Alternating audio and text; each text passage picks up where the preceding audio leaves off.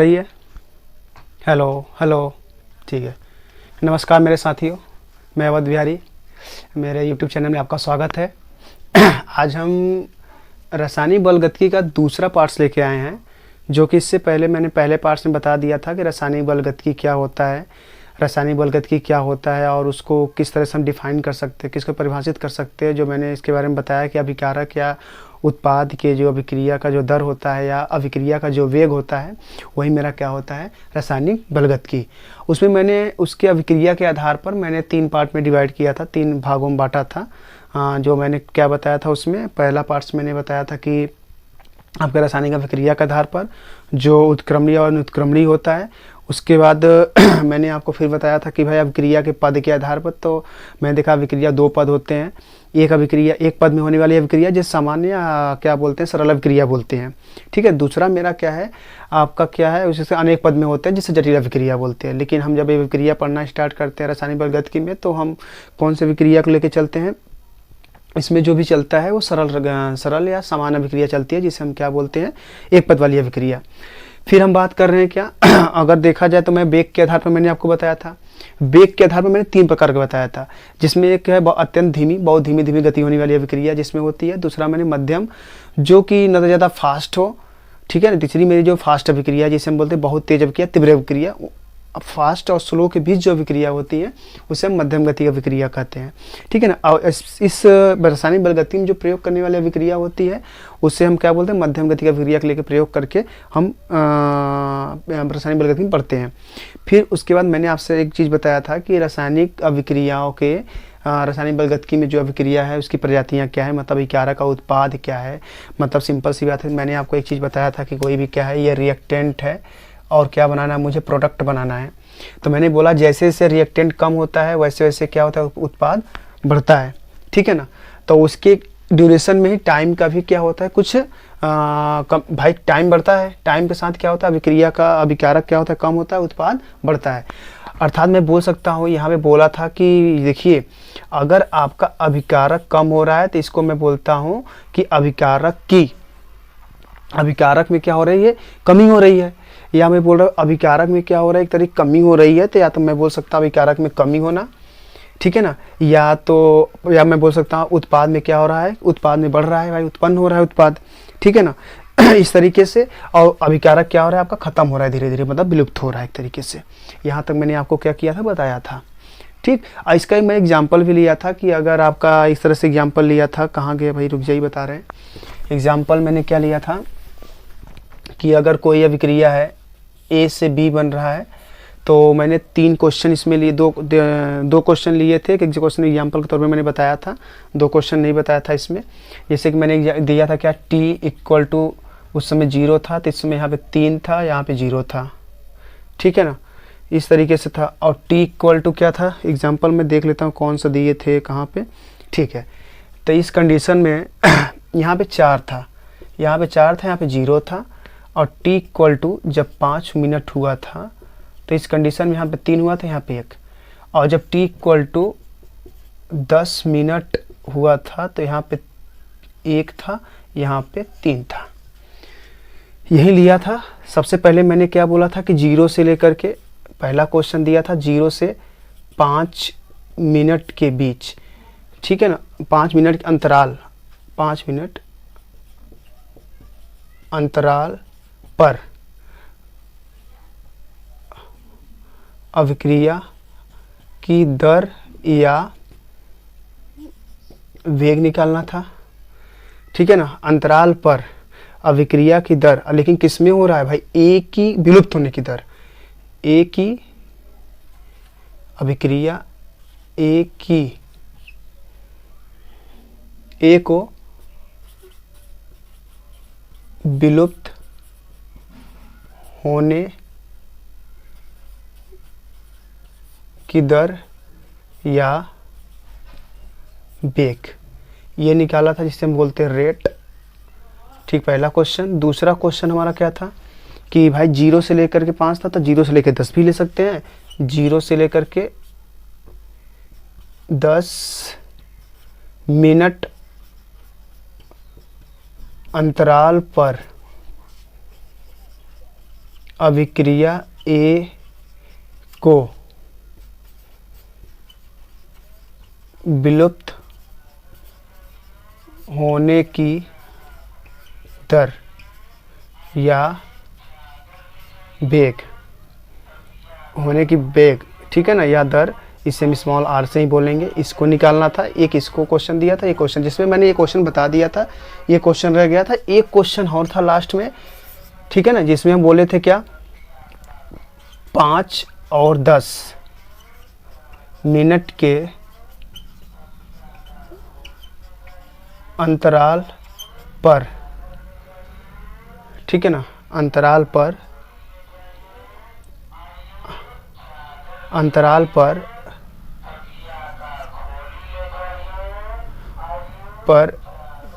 B के उत्पादन की दर या वेग, ठीक है ना, ये भी निकाला था। ये मैंने यहाँ तक एक क्वेश्चन मैंने बताया था, ये दोनों क्वेश्चन बताना था मैं, जो कि उस दिन मैं छोड़ दिया था, ठीक है।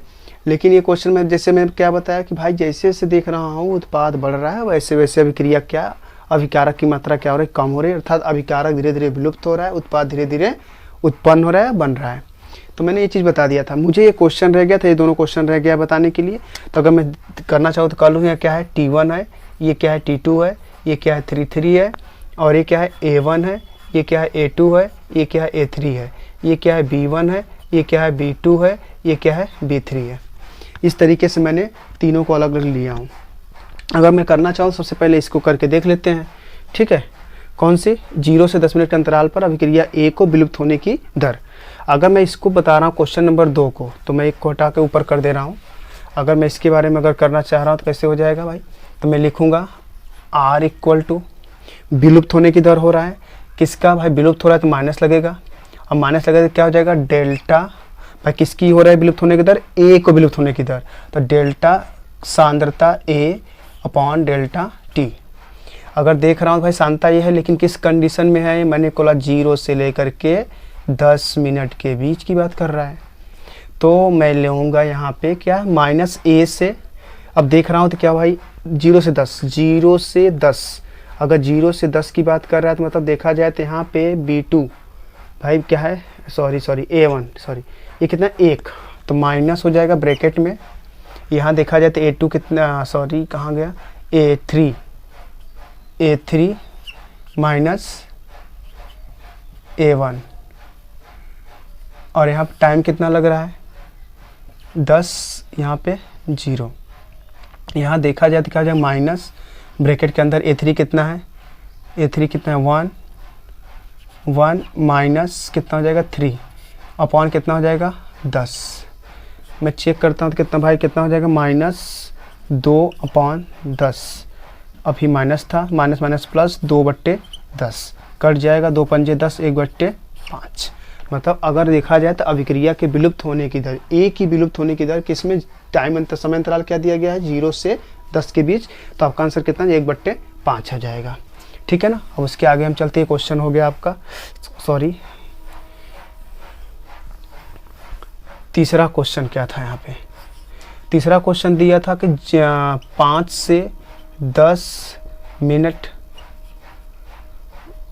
अंतराल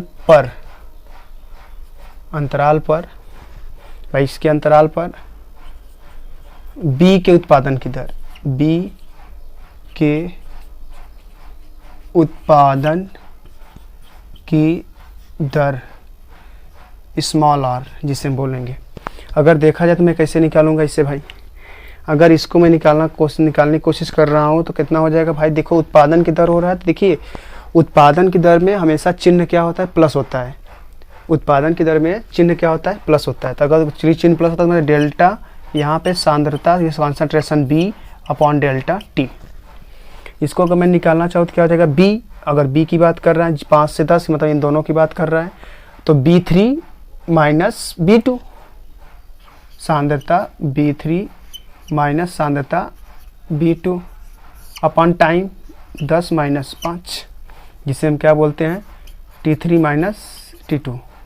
अब मैं सॉल्व करता हूँ तो कितना हो जाएगा भाई, यहाँ पे 3 - 1 अपॉन 10 माइनस 5 बराबर 2/5। तो यहाँ पे देखा कितना आ जाएगा 2/5। अच्छा 0.4, यहाँ पे कितना आ रहा है 0.2। ठीक है, ये मुझे क्या निकालना था कि भाई उत्पादन की दर कितना है और उसका विलुप्त होने की दर, ये निकालने का तरीका मैं इस दिन एग्जाम्पल के तौर पे यहाँ तक लिया था। अब हम इसके आगे का जो मेरा टॉपिक है वो मेरा क्या है कि भाई इसका औसत वेग, ठीक है ना, या तात्क्षणिक वेग में क्या अंतर है, जिसे हम बोलते हैं औसत दर या तात्क्षणिक दर, ठीक है ना। तो इसके बारे में हम बात करेंगे। आप इसको उतारना चाहे तो उतार लें, नोट कर लीजिए आप लोग। उतार लिए तो चलिए हम आगे करते हैं।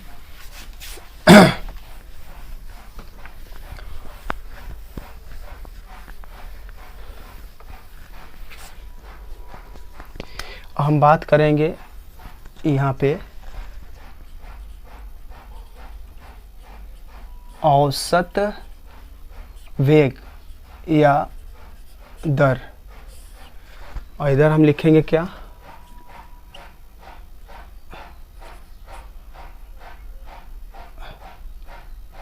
तात्क्षणिक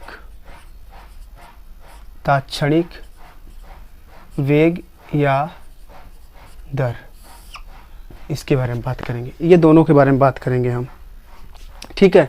तो भाई कोई भी समय अंतराल दिया गया, मैं पहले औसत वेग या दर क्या है और तात्क्षणिक वेग। तो इसके बारे में देखिए, मैंने क्या बोला कि औसत बोल रहा है, तो भाई आपको बताएंगे कि भाई जितने समय अंतराल में कोई भी अभिकारक, या बोल रहा हूँ कि ना उसकी अभिक्रिया में अभिकारक का उत्पाद में जो बढ़ रहा है या घट रहा है उस समय अंतराल में, वही मेरा क्या होता है, उसका औसत वेग होता है। मैं इसे लिख सकता हूँ इसको कि एक दिए गए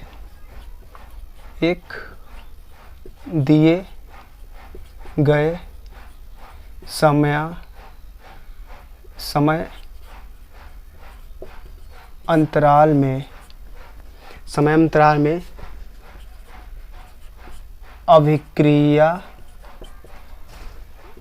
में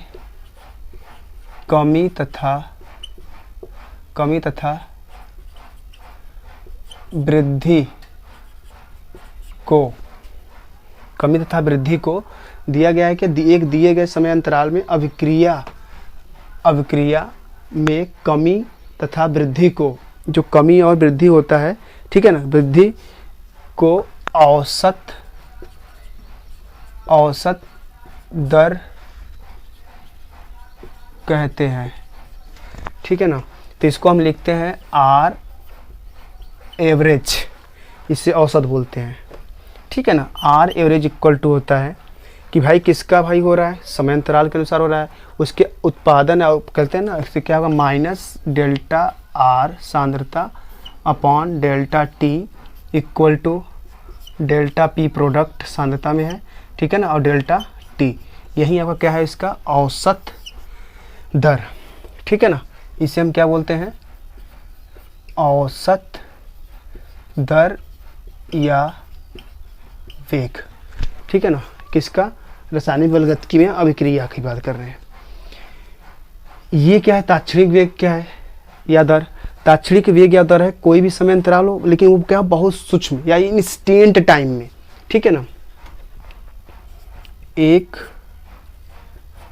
दिए गए अति सूक्ष्म समयांतराल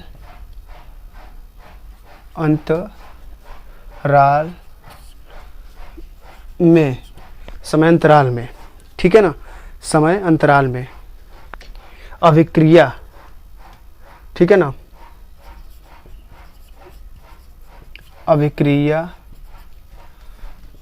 की मात्रा में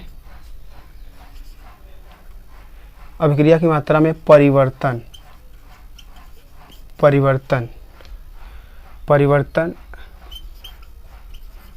अभिक्रिया की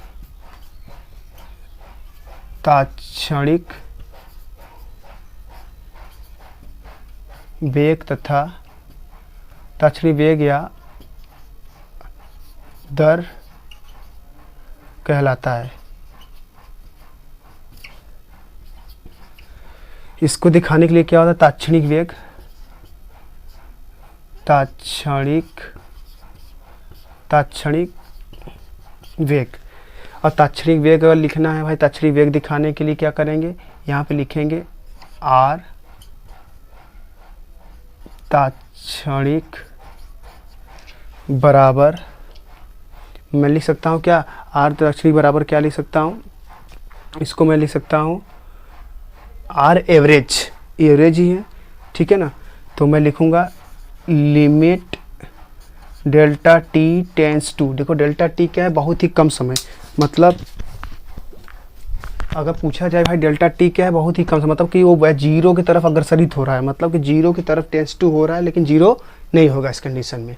तो यहाँ पे मैं लिख सकता हूँ आर एवरेज, अर्थात मैं लिख सकता हूँ इससे डी माइनस में concentration R upon D T equal to, इसको आप यहाँ भी इससे भी लिख सकते हैं, इसको शायद आर के स्थान पे या तो मैं लिख सकता हूँ क्या, D product upon D T, यही है आपका क्या नाम है आपका, ताक्षणिक वेग। तो मैंने क्या बताया, औसत वेग और ताक्षणिक वेग में अंतर क्या है। देखिए औसत वेग में कुछ नहीं है कि आपका जो भी अभिक्रिया हो रहा है कितने समय अंतराल में, उसकी मात्रा में, या ठीक है अभिक्रिया, यहाँ पे लिख दिया अभिक्रिया की मात्रा में कमी था वृद्धि का, जो औसत वृद्धि को हम क्या बोलते हैं, औसत दर बोलते हैं। लेकिन यहाँ पे क्या है, इंस्टेंट टाइम, मतलब बहुत ही कम समय अंतराल में जो अभिक्रिया की मात्रा में परिवर्तन हो रहा है, ठीक है, जो सूक्ष्म परिवर्तन हो रहा है, वही आपका क्या कहलाता है, आपका ताक्षणिक वेग कहलाता है। यहाँ तक आपका क्या है टॉपिक, अभिक्रिया के बारे में भी, मतलब वेग के बारे में बताया गया, औसत वेग क्या होता है और ताक्षणिक वेग क्या होता है। अब इसे नोट कर लीजिए अपने नोटबुक पे।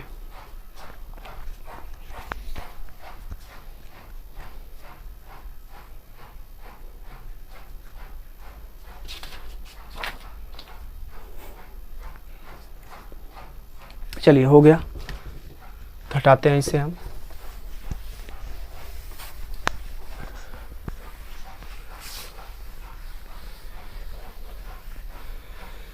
चलिए हम आगे करते हैं, क्या है अब अभिक्रिया, कुछ भाई कुछ पॉइंट्स हैं जो कि आपको करना है इसे। जैसे कि कोई अभिक्रिया अगर हो रहा है तो भाई इसके इंपॉर्टेंट पॉइंट क्या क्या है, कि अभिक्रिया कर रहे हैं तो भाई उसमें आपके कुछ इंपॉर्टेंस पॉइंट हैं, उसको मैं नोट कर रहा हूँ। जैसे कि आपको कोई अभिक्रिया है, सपोज करिए इस फॉर्म में भी मिल सकता है कि जैसे क्या है, ए 3a प्लस 2b प्लस, मैं लिख सकता हूँ 3c, या कुछ भी ले सकते हैं जो अभिक्रिया किया। यहाँ पे क्या बनेगा, c होगा d, तो यहाँ पर हो जाएगा 4c plus 3e, sorry c ने d है ये, ठीक है। इस तरह से अभिक्रिया है, तो ये आपका अभिक्रिया दिया हुआ है। अगर ये अभिक्रिया दिया गया है, ये अब क्या है आपका, ये आपका पता है, सबको पता है, ये रिएक्टेंट है जिसे हम बोलते हैं अभिकारक, और ये क्या है आपका प्रोडक्ट जिसे हम क्या बोलते हैं, उत्पाद, ठीक है। तो इसमें कुछ इंपॉर्टेंस पाई है, पॉइंट है, जैसे कि मतलब कि कुछ महत्वपूर्ण बिंदु, मैं इसके बारे में बात करूँगा। महत्वपूर्ण बिंदु क्या है भाई, ये मैं स्टार मार्क कर दे रहा हूँ, ठीक है। महत्वपूर्ण बिंदु क्या है, इस महत्वपूर्ण बिंदु के बारे में हम बताएंगे कि भाई कोई अभिक्रिया है तो अभिक्रिया में क्या क्या है। अभिक्रिया का अगर वेग देखा जाए, पहला पॉइंट क्या है, अभिक्रिया का वेग क्या है, वेग या दर, क्या बोलते हैं, अभिक्रिया का वेग या जो दर होता है, ठीक है, वेग या दर, वो क्या हो सकता है, ए या बी या सी या डी या ई, A B C D E, मतलब इसमें से कोई भी क्या हो सकता है। ई से हम क्या करेंगे, निकाल सकते हैं। अच्छा मैं इससे निकाल रहा हूँ, अब भाई इसे जब मैं निकाल रहा हूँ तो मैं इससे बोल सकता हूँ कि अगर आपका दिया गया तो भाई ए बी सी डी है क्या, तो क्या है, अभिक्रिया अभिकारक का जो है कि रेट है, ठीक है ना, अभिकारक का वेग, ठीक है ना। निकालते समय इसका क्या बताया गया भाई, एक चीज़ ध्यान रखना, तीसरा पॉइंट, कि अभिकारक का वेग वेग या दर निकालते समय हम क्या है, नेगेटिव जैसे माइनस, ठीक है ना, माइनस चिन्ह,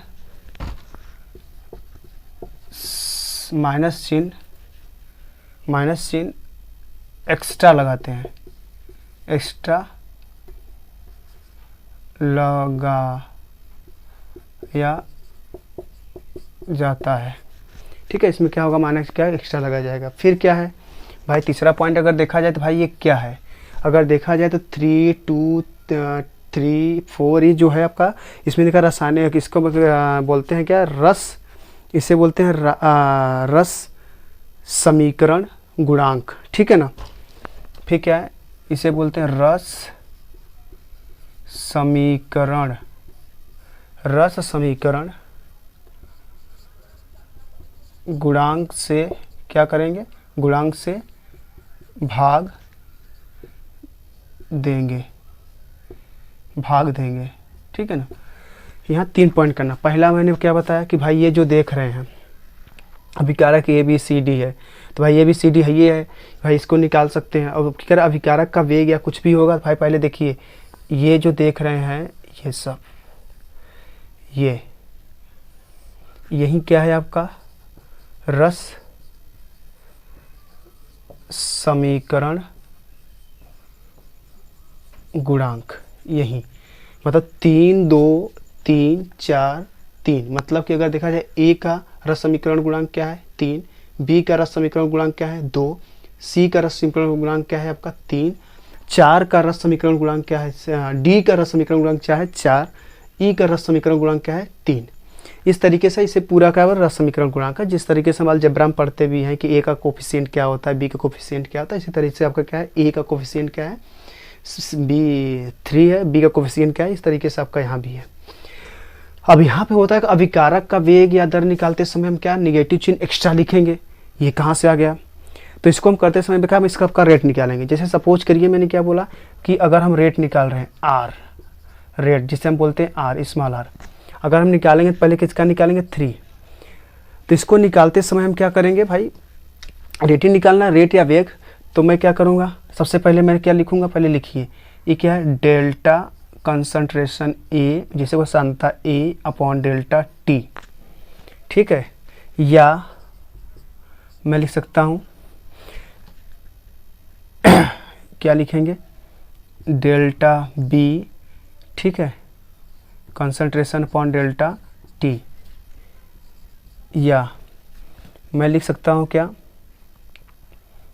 डेल्टा C कंसंट्रेशन है और डेल्टा T। अब देखिए यहाँ पे जो गुणांक है ना, वो गुणांक किसमें आएगा, बट्टा में आएगा 3। और इसको पहले क्योंकि बोला है तीसरा पॉइंट कि जो भी इसका गुणांक होगा, रस समीकरण गुणांक, वो भाग के रूप में होगा। तो भाग 3 है तो 1/3 हो जाएगा, 2 है तो कितना हो जाएगा, 1/2 हो जाएगा, 3 है तो कितना हो जाएगा, 1/3। लेकिन बोला क्या है, ये आपका अभिकारक है, ABC क्या है आपका, अभिकारक है। तो मतलब दूसरा पॉइंट बोला है ना कि अभिकारक का वेग या दर निकालते समय निगेटिव चिन्ह एक्स्ट्रा लिखा जाएगा, मतलब अभिकारक में कमी हो रहा है, इसलिए क्या करेंगे यहाँ पे माइनस, यहाँ भी माइनस, यहाँ भी माइनस लगाएंगे। ठीक है, या मैं इसी में लिख सकता हूँ या करके, या मैं लिख सकता हूँ भाई R रेट ही रहेगा। ये आपका किसके बारे में बात किया, ये अभिकारक के बारे में हो गया, अभिकारक। ठीक है, अभिकारक। और यहाँ पे मैं निकालूंगा क्या, उत्पाद। अगर उत्पाद देख रहा हूँ तो उत्पाद की दर, तो उत्पाद की दर अगर हो जाएगा, रेट हो गया, क्या हो जाएगा, रेट या वेग बोल सकते हैं, स्मॉल r। भाई इसमें क्या है, मैं लिखूंगा delta concentration D upon delta T। अब यहाँ पे क्या दिया गया, 1/4 हो जाए, क्योंकि बोला है ना कि इसका क्या है, जो अलग गुणांक लगा भाग देना पड़ेगा।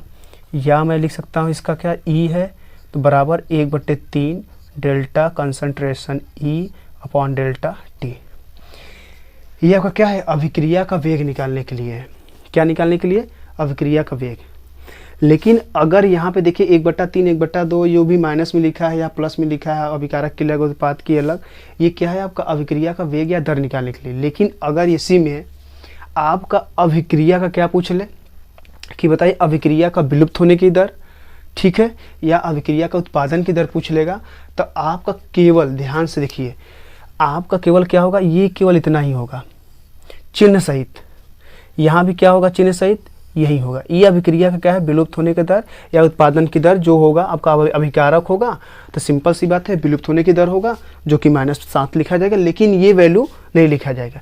इस तरीके से आपका क्या है, उत्पादन होगा, तो उत्पादन में माइनस है, माइनस होता नहीं तो प्लस वाले के साथ, लेकिन बस केवल कितना लिखा जाएगा, delta D upon delta D सांद्रता अपॉन डेल्टा टी, इस फॉर्म में लिखा जाएगा। इसे हम क्या बोलेंगे भाई, देखो दोनों तरीके मैंने बता दिया। आपका 3 क्वेश्चन यहाँ पूछ सकता है। पहला अभिक्रिया का वेग, मैं लिख देता हूँ। पहला क्वेश्चन पूछ सकता है अभिक्रिया का वेग या दर। दूसरा क्या पूछ सकता है भाई, अभिकारक का विलुप्त होने की दर, दूसरा पॉइंट है। तीसरा उत्पादन की दर। अब ध्यान सुनिए, उत्पादन की दर में मैंने क्या बोला, अभिक्रिया का वेग या दर में क्या होगा, सीधे सीधे बात जो होगा रस समीकरण गुणांक को भाग देते हुए करना है, जैसे कि आपका ये किया गया है। और अभिकारक का अगर पूछेगा विलुप्त होने की दर, तो केवल आपको क्या लिखना है, केवल ये लिखना है delta A upon delta T, और वो भी माइनस के साथ, चिन्ह के साथ, ठीक है ना। और आपका इसका भी होगा, इसका भी, जो अभिकारक में होगा उसको लेकिन माइनस लगाना है। अभिकारक में क्या होता है, माइनस लगाना पड़ता है, और उत्पादन में माइनस नहीं लगाना पड़ता है, ठीक है। तो अब मैं हटाता हूँ यहाँ से, आप लोग थोड़ा नोट करना चाहे तो कर लीजिए। एक मैं एग्जाम्पल लूँगा आपको समझाने के लिए, ठीक है, तो हटा रहा हूँ इसे।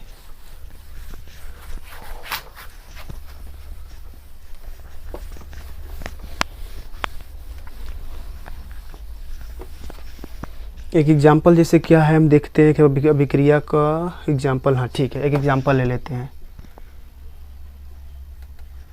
जैसे 3a + 2b, ये क्रिया किया, c और d बनाया, तो 2c + 4d, इस तरीके से बना दिया है। तो भाई मैं 3 क्वेश्चन पूछ रहा हूँ। पहला क्वेश्चन यहाँ पे अभिक्रिया का वेग या दर, जिसे हम क्या बोलते हैं, रेट, ठीक है, ये हो जाएगा। दूसरा क्वेश्चन आपको पूछ सकता है अभिक्रिया में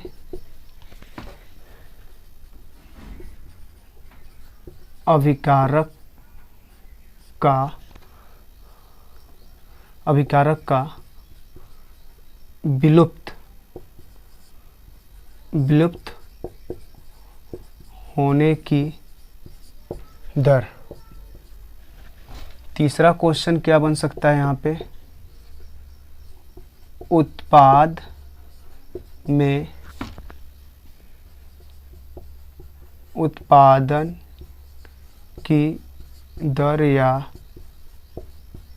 वेग। ये है, ये 3 क्वेश्चन है जो कि मैंने अभी आपको बताया भाई, जस्ट अभी। भाई अगर अभिक्रिया का वेग निकालना है तो मैं डायरेक्ट कर सकता हूँ, कैसे, -1/3 delta A upon delta T बराबर -1/2 डेल्टा बी सांद्रता अपॉन डेल्टा टी बराबर, मैं लिख सकता हूँ 1/2 delta C upon delta T बराबर 1/4, यहाँ पे लिख सकता हूँ क्या, delta D upon delta T, ठीक है।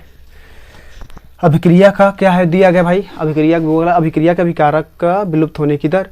अगर विलुप्त होने की दर पूछ रहा है यहाँ पे, तो मैं क्या करूँगा कि डायरेक्ट निकालूंगा यहाँ पे क्या भाई, मैंने बोला ना यहाँ पे केवल चिन्ह लेंगे और आपका जो सांता लेंगे, लेकिन जो रस समीकरण है, ठीक है ना, जो रस समीकरण उसको नहीं लेंगे, रस समीकरण गुणांक नहीं लेंगे। तो मैं क्या लिखूंगा, direct delta B upon delta T, लेकिन माइनस